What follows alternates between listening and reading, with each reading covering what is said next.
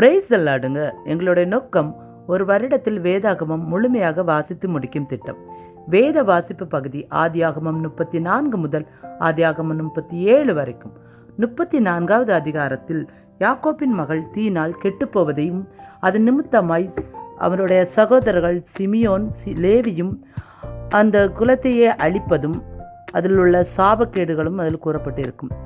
35வது அதிகாரத்தில் இவர்கள் பெத்தேலுக்கு போக வேண்டும் என்று கர்த்தர் சொல்வார். அதன் நிமித்தமாய் அவர்கள் அணிந்திருக்கும் எல்லா நகைகளையும் கலற்றி கருவாலி மரத்தின் கீழ் புதைக்கப்படுவதும், ராகேலுக்கு ஒரு குழந்தை பெறும், அது பெஞ்சமின் என்று பெயரிடப்படும், இரத்தப்போக்கு அதிகமாக அவர் இறந்து போவதும் இதில் சொல்லப்பட்டிருக்கும். ரூபன் பில்காலோடு, அதாவது தன் சித்தி முறையுள்ள தாயாரோடு தவறு செய்வதும் இதில் கூறப்பட்டிருக்கும். 35வது அதிகாரத்தில் லேயாள், ராகேல், பில்கால், சில்பாள் இந்த 4 மனைவின் நிமித்தமாய் எத்தனை குழந்தைகள் பெறப்பட்டுள்ளது என்பதையும் சொல்லப்பட்டிருக்கும். ஈசாக்கு 180 வயதில் இறப்பார், அதுவும் இதில் கூறப்பட்டிருக்கும்.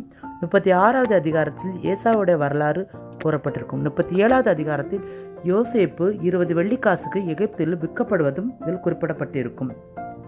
இதன் நிமித்தமாய் யாக்கோப்புடைய நாட்கள் எப்படி கடந்து செல்லும் என்பதையும் இதில் தெளிவாக கூறப்பட்டிருக்கும். கர்த்தர் தாமே இந்த வேத வாசிப்பு பகுதியில் உங்களோடு பேசி இன்னும் அதிகமாய் உரையாட வேண்டும். தேவன் தாமே உங்களை ஆசீர்வதித்து வருவாராக.